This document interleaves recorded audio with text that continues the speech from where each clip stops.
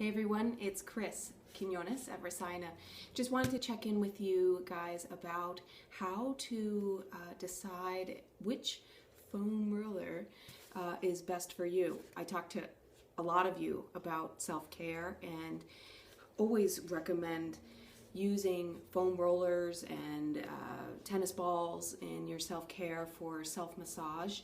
And a lot of you have asked me how to pick foam rollers. So I wanted to make this video for you and help you out a bit. So I think the first thing to think about before you decide to invest in a foam roller is decide if you're going to be using the foam roller for strengthening work or if you're going to be using it for massage. Foam rollers have really become quite abundant now in gyms and certainly Pilates and yoga studios, and so they're used for a myriad of therapeutic purposes. And usually the round rollers, these full circular rollers here, I have this small 12-inch travel one that I really like. But the full round ones are typically used for massage, and the semicircle or half foam rollers that you'll see are traditionally used more for strengthening and core stabilizing exercises. So first decide which you'll be using it for, and then think about how often you'll be using it. Different materials that foam rollers are made out of will warp at different rates. So depending on how often you're using it, you may need to replace your foam roller, and of course depending on the material it's made from, you might need to replace it every 3 to 6 months. So that kind of brings me to my next tip for you before you buy a foam roller, is to decide what density you should be using. Usually foam rollers nowadays are color coded, usually white being the softest on the spectrum, and a light blue or green like this one here would be the next level in density. And then the black foam rollers are typically the most firm.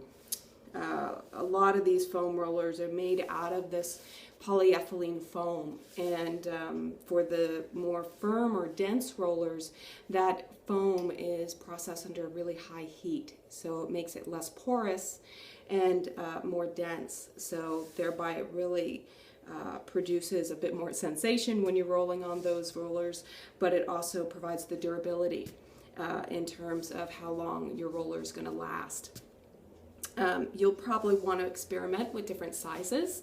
This one I mentioned earlier is a travel size. So this is 6 inches long, and I believe it's 4 inches in circumference. I could be wrong on that.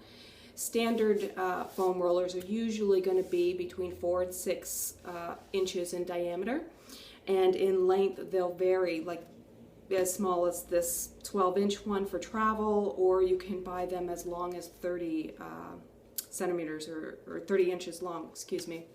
So depending on where you're using this in your body, you may want to experiment with different sizes. You know, this small one is really good for me to work my calves, but it's a little bit more tricky for me to work my upper back with this, simply because it's just not very long. So depending on what area, what zone of the body you're trying to target, you can experiment with the different sizes. So I hope those tips help. They'll also range in the budget anywhere from white foam rollers you can typically spend $20, $30 for, and then for some of the more durable foam rollers made out of those more dense materials, you can spend in upwards of $50 to even $75. So experiment. Use foam rollers that they're available at most gyms and studios, and so start experimenting with them and seeing what's right for you. And if you have any comments or questions, leave them down in the box below, and I'll be happy to get back to you. Thank you. Namaste.